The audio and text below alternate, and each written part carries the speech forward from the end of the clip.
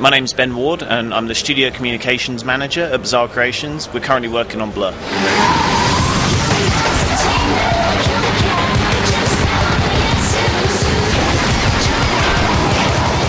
Blur's our new racing game.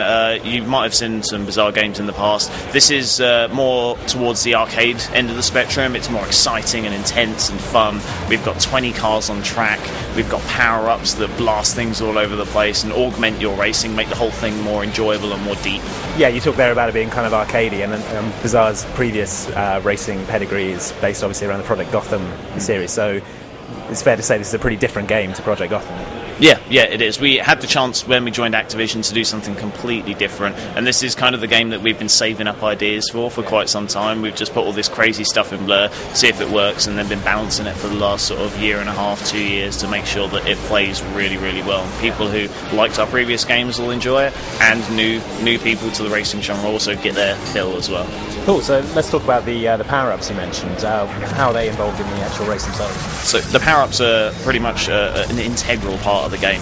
They augment your racing rather than sort of deciding the result. You don't just press the button and then it fires off and that's like the end of the race, basically. They're all physics-based, so we've got one called Shunt, which is kind of like a rocket, but it applies a physics power from a certain direction. So you can shunt someone and yeah, it'll mess them up a little bit, but if you blast them off a cliff or into the side of a tunnel or into a wall or something like that, then you'll get a lot more bang for your buck, basically. So you want to try and use these physics powers in a way that makes sense. It takes a bit more skill and a bit more understanding to use them properly. So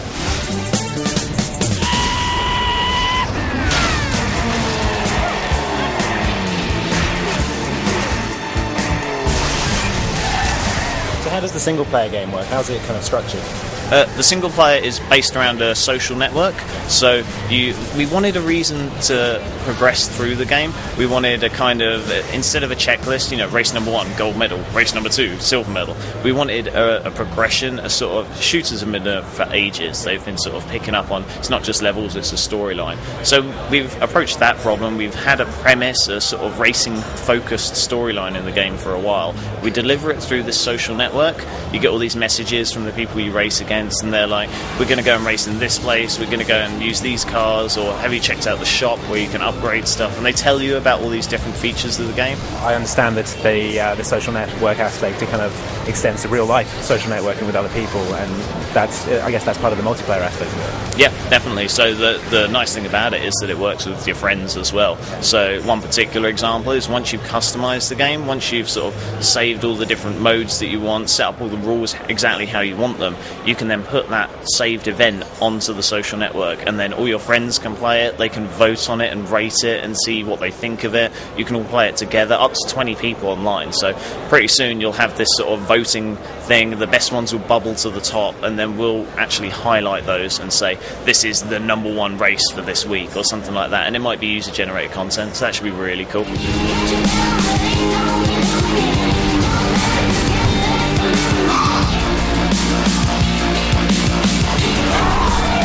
We've got just over 50 cars in the game.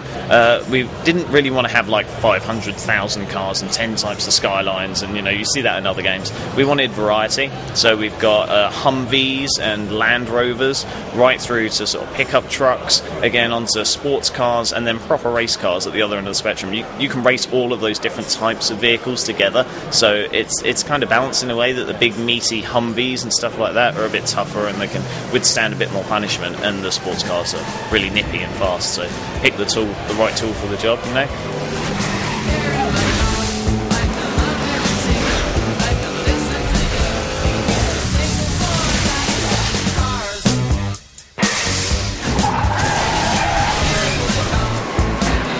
Would you say that the primary challenge of making a game like this is getting the balance right for these kind of power-ups then? Absolutely. So with the PGR games, we've had to balance things quite a lot in the past, get things absolutely perfect, and that is something that we've applied to Blur as well. We do automated balancing with our AI, so we think that it's sort of like just about in the right place. Then we bring just loads and loads of people into the office, we have them play the game. We do this in Liverpool and Santa Monica as well, at the Activision headquarters, so we've just got all this data that we record about which walls they crash into, which cars they wreck, all these different things, which power-ups are their favourites, and then we we apply that so that we balance the game over a period of...